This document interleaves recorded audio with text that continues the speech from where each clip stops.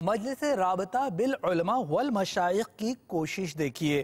علماء کرام نے گزشتہ دنوں عالمی مدنی مرکز فیضان مدینہ باب المدینہ کراچی پاکستان کا دورہ فرماتے ہوئے اپنے تاثرات بھی دیے۔ اس موقع پر عالمی سطح پر ہونے والی خدمات دعوت اسلامی کو خوب سراہا اور دعاؤں سے نوازا۔ تو چلتے ہیں حضرت مولانا مفتی نیاز احمد اور حضرت مولانا بن یامین صاحب دامت برکاتہم العالیہ کی جانب۔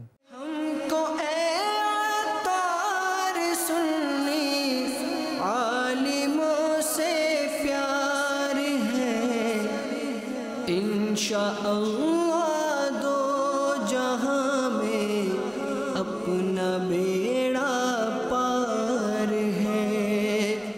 الحمدللہ دعوت اسلامی دا کام ویکھ کے فیضان مدینہ دے مختلف شعبہ جات ویکھ کے بڑی خوشی ہوئی، خاص کر دارالحدیث ویکھ کے دی زیارت کرن تو بعد معلوم ہویا کہ ایویں ہی ہونا چاہیے حدیث شریف دے پڑھان دا طریقہ۔ اس ویلے اگر سنیت دی جان ہے تو دعوت اسلامی ہے۔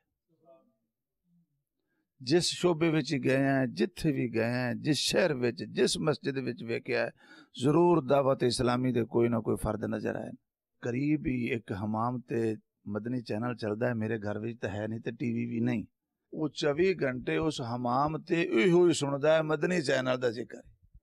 جدو ہی سننے نعت پڑھی رہی ہے، وہ کہنا استاد جی ہے کہ جدو بھی سننے کوئی نعت شریف ہو رہی ہے یا مسئلے ہو رہے ہیں یا بیان ہو رہا ہے یا سنتاں دسیاں جا رہی ہیں یا نوافل دا ذکر ہو رہا ہے یا صدقہ خیرات دا ذکر ہو رہا ہے۔ الحمدللہ یہ بھی تبلیغ دی ایک بہت بڑی صورت ہے۔ اللہ کریم انہاں نوں مزید محنت دین دی خدمت کرن دی توفیق عطا فرمائے۔ ہم نے فیضان مدینہ میں آ کر جو دیکھا ہے، ہمیں یاد آتا ہے جو دین اصحاب صفہ سے چلا تھا، اب اس کی پوری عکاسی یہاں ہو رہی ہے۔ ہم دیکھ رہے ہیں کہ جو صفہ میں لوگ پڑھتے تھے ان کے چہرے پہ کیسا نور ہوتا تھا۔ ہم آج نے ادھر جو بھی دیکھا ہے، جس شعبے میں بھی گئے ہیں، وہاں ہر شعبے میں اور ہر انسان سے ہمیں مدینہ تو رسول کی خوشبو آئی ہے۔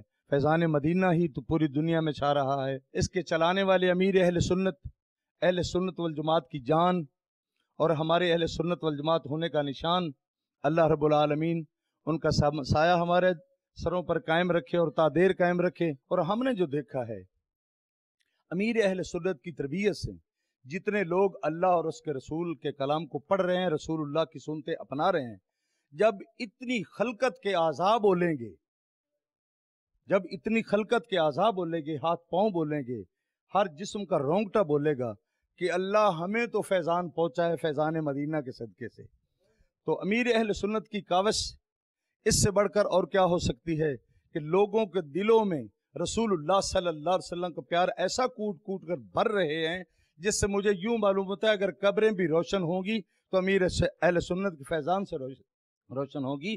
اللہ رب العالمین اس فیض کو، اللہ رب العالمین دن دگنی رات چگنی ترقی عطا فرمائے۔